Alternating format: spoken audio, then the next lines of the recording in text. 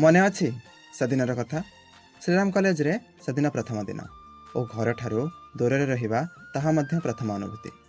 ମନରେ କିଛି ଡର ଆଉ କିଛି ଉତ୍କଣ୍ଠା ଥାଏ। ଡର ଏଥିପାଇଁ, ମୁଁ ଏଠି କେମିତି କ'ଣ କରିବି, କେମିତି କ'ଣ କାହା ସହ ମିଶିବି। ଉତ୍କଣ୍ଠା, ମୁଁ ଶ୍ରୀରାମ କଲେଜରେ ସାଇନ୍ସ ପଢ଼ିବି। ସେଦିନ ଶ୍ରୀରାମ କଲେଜରେ ପ୍ରଥମ ରାତି। ଘର କଥା ଭାରି ମନେ ପଡ଼ୁଥାଏ। ଘର କଥା ଭାବି ଭାବି ଆଖିରୁ ଲୁହ ଝରି ପଡ଼ୁଥାଏ। ପରଦିନ କ୍ୟାଣ୍ଟିନ୍ ପାଖରେ ଖାଇବା ପାଇଁ ଯେତିକି ଭିଡ଼ ନ ଲାଗିଥାଏ, ତାଠୁ ଅଧିକ ମୋବାଇଲରେ କଥା ହେବା ପାଇଁ ଭିଡ଼ ଲାଗେ। ମୋବାଇଲରେ କଥା ହେବା ପାଇଁ ସମୟ ଦିଆଯାଇଥାଏ 5 ମିନିଟ୍। ସେ 5 ମିନିଟ୍ ଭିତରେ ଆମେ ମା ସହ କେତେ କ'ଣ କଥା ହେଇଯାଉ, ମନେ ଅଛି ନା? ଏମିତି ହିଁ ଦିନ ପରେ ଦିନ ବିତି ଚାଲୁଥାଏ। ରୁମ୍ରେ ଷ୍ଟଡି ଆୱାରରେ ପାଠପଢ଼ା କମ୍ ଓ ଖାଇବା ଓ ମସ୍ତି ଅଧିକ ଚାଲେ। ବେଳେବେଳେ ସାର୍ଙ୍କ ଆଗରେ ଧରା ପଡ଼ି ମାଡ଼ ବି ଖାଇଛୁ। କଲେଜରେ ପାଠପଢ଼ାରେ ଯେତିକି ଡର ନଥାଏ, ତାଠୁ ଅଧିକ ରକି ସାର୍, ଗୁଲସନ ସାର୍ ଓ ନୀଳାଦ୍ରି ସାର୍ଙ୍କ ମାଡ଼ରେ ଅଧିକ ଡର ଥାଏ। ମନେ ଅଛି ନା? ଆମେ ସବୁବେଳେ କହୁ, ଆମେ ଏଠୁ କେବେ ଯିବା କେଜାଣି? ହଁ, ଆଜି ଆମେ ସେ କଲେଜ ଛାଡ଼ି ଆସିସାରିଛୁ।